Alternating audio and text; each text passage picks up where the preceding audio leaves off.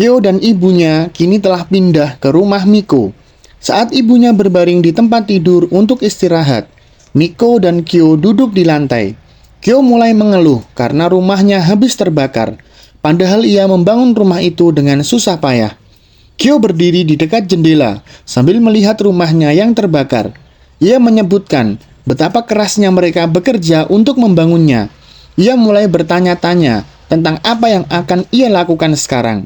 Ibu Kyo kemudian memanggil Miko, menanyakan apakah benar-benar boleh mereka tinggal di sini. Sambil mengikat tali busurnya, ia mengatakan bahwa ini adalah transaksi murni dan bahwa ia membutuhkan mereka untuk memberinya semua informasi mengenai sistem manajemen pulau, jaringan pasokan makanan, dan hal-hal penting lainnya. Merasa terganggu dengan cara bicaranya, Kyo menyuruhnya berhenti bicara begitu dingin. Sambil menatap Miko, ia mengatakan bahwa Miko menjadi aneh sejak kehilangan ingatannya. Mendengar itu, Miko hanya duduk diam sambil berpikir dalam hati bahwa anak itu benar. Ia bersikap seperti orang yang sama sekali berbeda dari Miko yang mereka kenal. Ia kemudian teringat kembali ke saat ia dikhianati oleh sekutunya dan terbunuh, mengatakan bahwa itu mungkin sesuatu yang diatur oleh Kapten Beck sendiri. Dengan ekspresi wajah marah, ia berpikir dalam hati bahwa ia pasti tidak akan membiarkan hal itu berlalu, dan ia pasti akan keluar dari pulau ini dan memusnahkan para pengkhianat. Di pagi hari,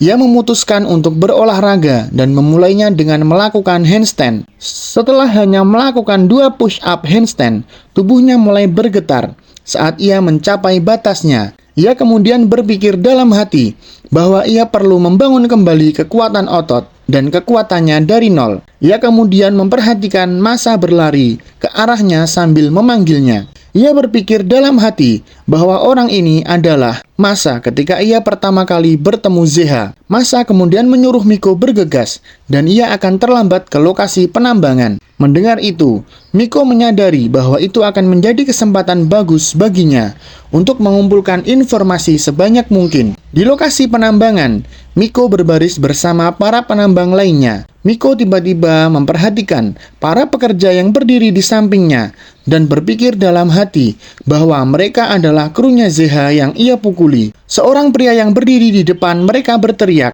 bahwa ada pengumuman darurat hari ini. Sambil menggertakkan giginya, pria ini mengatakan bahwa Zeha yang bertugas mengawasi G Squad telah meninggal. Ia kemudian menunjuk jarinya ke arah Masa, memanggilnya G8. Ia kemudian memberitahunya bahwa ia akan menggantikan Zeha. Mendengar itu, Masa berdiri terkejut dengan pengumuman tersebut. Saat semua orang terus menambang, mereka diberlakukan seperti budak, dipaksa melakukan kerja manual di terowongan dari jam 7 pagi hingga 11 malam. Lingkungan kerja itu mengerikan dan keras. Ia tidak cocok disebut dengan pekerjaan, tapi lebih cocok jika disebut perbudakan. Seorang pengawas tiba-tiba memukul perut pekerja lain, menyebutnya beban karena ia bekerja terlalu lambat. Masa menaruh tangannya di bahu pekerja yang gemeteran, ketakutan karena melihat semua kejadian itu. Lalu Masa memberitahunya bagaimana skuad lain sama seperti biasanya, tetapi ia adalah pengawas di sini dan ia meyakinkannya bahwa ia tidak akan memukul siapapun dan menyuruhnya untuk terus menggali dengan kecepatannya sendiri. Dengan kekaguman di matanya yang berkaca-kaca, ia memanggilnya pengawas Masa. Berjalan ke pekerja lain, Masa menyuruhnya beristirahat sebentar karena ia terlihat agak terlalu lelah. Tiba-tiba, pengawas yang menendang perut pekerja lain mendatangi Masa dengan keras bertanya kepadanya metode macam apa yang ia terapkan. Dengan bersikap baik kepada budak belaka, ia kemudian mendorong Masa menjauh, mengatakan bahwa seorang pengawas seharusnya tidak melakukan sesuatu yang begitu lemah. Ia menatap para pekerja dengan seringai di wajahnya. Ia memberitahu mereka betapa orang-orang manja membuatnya kesal dan bertanya apakah ia harus mendisiplinkan mereka sebagai gantinya. Tiba-tiba, sebuah beliung menghantam kakinya. Ia mengerang kesakitan dan bertanya siapa yang melakukannya. Dengan wajah tanpa penyesalan, Miko mendekat dari belakang dan mengatakan bahwa tangannya terpeleset dan meminta maaf. Mempersingkat jarak di antara mereka, pria itu mengatakan bahwa permintaan maaf setengah-setengah seperti itu tidak akan cukup karena secara tidak sengaja melukainya dan bahwa dia terlihat seperti orang yang perlu didisiplinkan. Tiba-tiba, orang yang memukuli Zeha hingga hilang dari line mendekati mereka. mengatakan bahwa jika ini adalah perkelahian, maka mereka harus membiarkannya ikut serta juga. Melihat pria itu, beberapa pekerja berbisik di antara mereka sendiri, bagaimana para pembuat onar sudah tamat, karena Kusanagi sendiri ikut campur. Menjadi takut akan kehadirannya, pria pembuat onar itu mengatakan bahwa ia sama sekali tidak akan berani berkelahi dengannya. Dengan lompatan tiba-tiba, Kusanagi muncul tepat di depan pria pembuat onar itu, siap untuk meninjunya sambil menyuruhnya untuk mati saja jika ia tidak akan berkelahi. Pukulan Kusanagi menghantam sisi lateral tulang tengkorak depan pria itu, membuatnya pingsan. Melihat pukulan itu, Miko berpikir dalam hati bahwa itu bukan hanya kekuatan mental, dan bahwa ia memukul titik vital tubuh manusia dengan tepat. Menatap Miko, Kusanagi bertanya, apakah ia akan melawannya saat ini? Dengan ekspresi kosong di wajahnya, Miko memberitahunya bahwa ia tidak percaya pada perkelahian yang tidak berarti. Mendengar itu, Masa mendekati Miko dari belakang, memanggilnya dan menyuruhnya menggunakan bahasa yang sopan. Kusanagi berdiri penasaran saat ia mendengar nama Miko. Bertanya apakah itu benar-benar Miko. Berlari ke arahnya dengan seringai lebar di wajahnya. Ia menyebutkan betapa ia ingin bertemu dengannya. Melihatnya berlari ke arahnya, Miko bersiap dan mengambil posisi bertarung. Ia kemudian melontarkan beberapa pukulan sekaligus ke arahnya, yang dengan mudah ia blokir.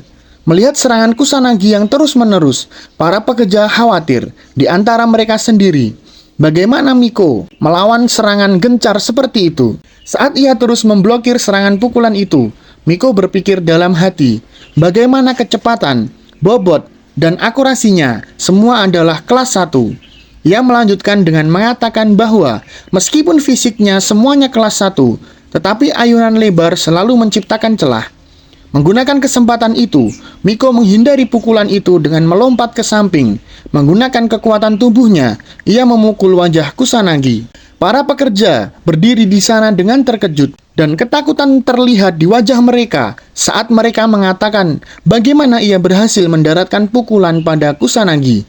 Melihat ke atas, Miko menyadari bahwa pukulannya tidak pernah mengenai Kusanagi, tapi telah diblokir oleh tangan kirinya. Seringai lebar tampak di wajahnya. Merasa gembira dengan keahlian Miko, Kusanagi memberitahunya bahwa mereka harus bertarung sampai salah satu dari mereka hancur. Tiba-tiba, seseorang datang dari suatu tempat dan berteriak kepada mereka untuk diam. Para pekerja semua berlutut sambil menundukkan kepala kepadanya. Orang ini adalah Direktur Akechi. Ia berjalan melewati kerumunan yang membungkuk menuju Kusanagi dan Miko. Dengan kemarahan yang tampak di matanya, ia memanggil Kusanagi. Lalu Kusanagi berbalik menghadapnya. Akechi kemudian bertanya, apakah ia berniat mematahkan semangat para budak dengan perkelahian yang tidak berarti? Dengan tatapan tegas di wajahnya, Akechi menatapnya dan bertanya, apakah ia ingin dilaporkan kepada keluarga Bloodout? Sambil tertawa, Kusanagi berjalan menuju Akechi. Dia mengatakan bahwa itu hanya bimbingan edukasi. Ia tidak berniat untuk mematahkan semangat mereka. Akechi hanya melewatinya. Bertanya, apakah ia menyebutnya bimbingan, ketika yang bisa ia lakukan hanyalah berkelahi. Jangan bercanda, aku tidak mengharapkan otak dari orang idiot. Dengan wajah kesal dan tangan mengepal, Kusanagi menahan amarahnya. Kemudian, Akechi berjalan ke para pekerja. Bertanya, apakah pekerjaan mereka adalah merangkak. Dengan ekspresi jijik di wajahnya, ia melihat mereka dan menyuruh mereka untuk terus menggali tanpa membuang sedetik pun jika mereka tidak ingin dibuang. Saat ini, sudah jam 2 siang, waktunya istirahat makan siang. Makan hanya sedikit. Miko berkomentar, makanan ini dingin dan tidak berasa. Para pekerja kemudian mulai mengeluh, makanan ini tidak cukup untuk makan siang. Tapi para pengawas menerima kualitas makanan yang cukup baik, bisa makan sampai kenyang. Tiba-tiba, Masa mendekati Miko dan menyerahkan kotak makannya kepadanya, menyuruhnya memakannya. Miko pertama-tama menatapnya kosong, lalu langsung menolaknya, mengatakan bahwa ia tidak menginginkannya. Terkejut dengan penolakan itu, Masa bertanya, mengapa ia tidak menginginkannya? Miko mengatakan bahwa ia tidak berniat berutang budi. Lalu, Masa duduk di samping Miko. Masa menghela napas, mengatakan bahwa itu bukan budi, dan itu adalah biaya masalah saat mereka membuat masalah dengan ZH. Dan Masa menyalahkan dirinya sendiri, karena ia pengecut. Menunjukkan perhatian dan kekhawatiran yang tulus, ia menceritakan bagaimana itu tidak benar baginya, dan bahwa setidaknya itu yang paling bisa ia lakukan untuk meminta maaf dan memintanya untuk memakan jatah makan siangnya. Lalu, Miko mengambil sepotong ayam goreng darinya. Miko mengatakan bahwa untuk satu pernyataan palsu, satu potong ayam goreng sudah cukup. Saat Miko mengunyah ayam goreng, ia memberitahu Masa bahwa mereka sudah impas dan bahwa ia harus makan sekarang. Tiba-tiba, dua pekerja mendekatinya dari belakang, mengatakan bahwa jika ia tidak menginginkannya, ia harus memberikannya kepada mereka. Karena lelah dengan perkelahian mereka, akhirnya Masa memberi masing-masing sepotong ayam goreng. Dan hanya itu, mendengar itu, kedua pekerja bertanya, apakah itu benar-benar boleh dilakukan? Tiba-tiba, seseorang yang menunjuk Masa sebagai pengawas datang dan bertanya kepada mereka, berapa lama budak berencana untuk terus makan? Dan kemudian ia memerintahkan mereka semua untuk berdiri dengan cepat dan kembali ke posisi mereka dan mulai menambang. Saat mereka terus bekerja, para penambang ini diperlakukan seperti budak, dipaksa melakukan kerja fisik yang keras, dan bahwa mereka tidak memiliki hak asasi manusia. Tiba-tiba, seseorang pria tua yang melewati Masa jatuh ke tanah dengan gelembung keluar dari mulutnya. Melihat orang tua itu jatuh, Masa berlutut untuk mengecek dan bertanya apakah ia baik-baik saja dan menyuruhnya bertahan. Sementara seseorang berjalan ke arah mereka, melihat insiden seperti itu terjadi dan menyuruh Masa menjauh. Kemudian ia menendang pria tua yang pingsan itu, membuatnya terbalik telentang. Lalu ia jongkok untuk memeriksa denyut nadi orang tua itu dan mengumumkan bahwa ia telah meninggal. Ia kemudian berteriak kepada para pekerja, mengatakan bahwa ini adalah sampah dan menyuruh mereka membuangnya ke dalam tanah. Masa gemetar dalam kesedihan. Ia memberitahu Miko untuk tidak memaksakan diri terlalu keras. Tempat ini menggambarkan bahwa hidup manusia lebih murah daripada sampah dan kematian dianggap hal sepele dan penambangan tidak berhenti.